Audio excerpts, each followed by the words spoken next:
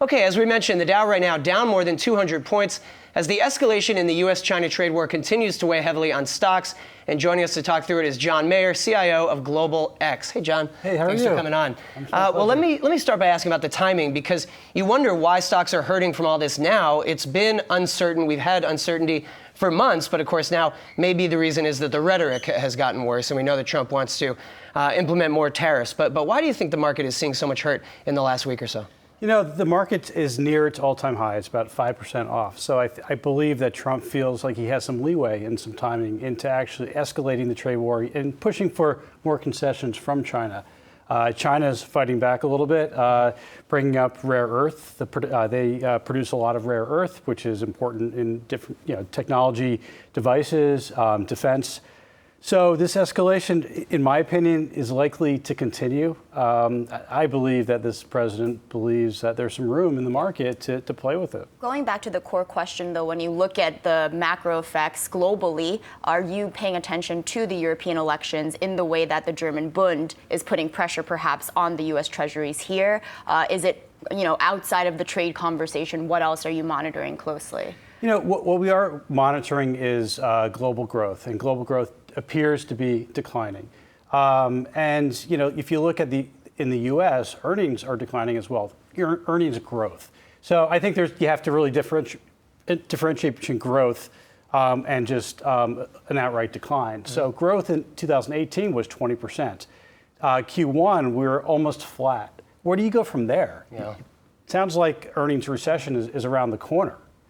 But that was what was cautioned this past quarter, and we didn't necessarily see that being the case. Is that going to be pushed over to the next? Well, now that we have tariffs were increased on May 10th to 25%, China is going to retaliate on June 1st. I think you'll start seeing that in Q2, probably more so in Q3 in terms of talk on earnings calls. What you're going to have is potentially you could have.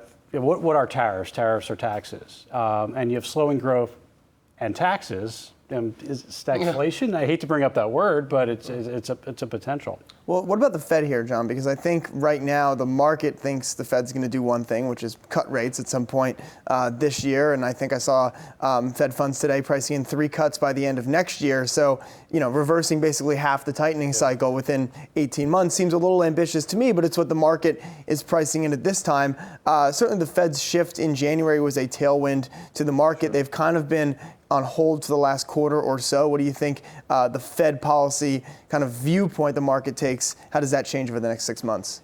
Well, what I feel like the Fed is reading the data from the past.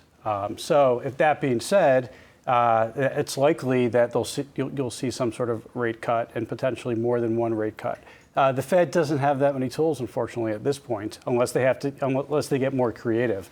But they can cut rates a few times, potentially instituting another QE type program. And then, there's other things they potentially could do, negative interest rates. There's some tools that they have not used. MMT, I don't even want to bring that up, but it's possible.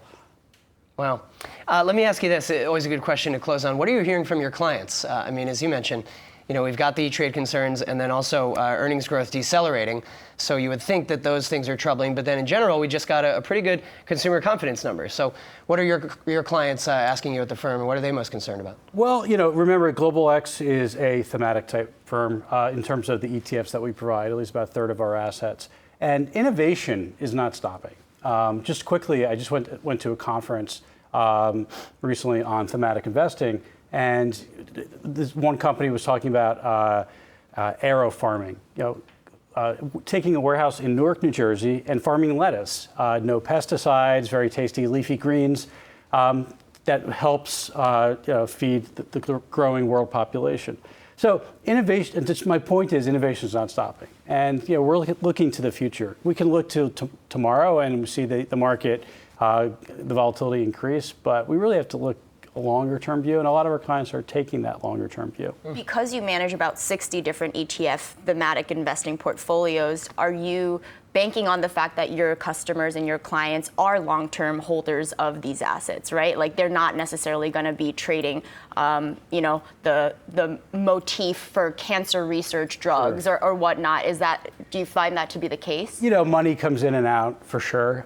Volatility impacts how people look at their portfolios, but I would say a lot of our investors take a 3 to 5 year view, and in the thematic space, you really need to commit to 3 to 5 or 10 years in terms of investing because things change quickly but slowly in some ways. No panicking. Yeah. All right, thank you, John. My John pleasure. Maier of Global X, appreciate it.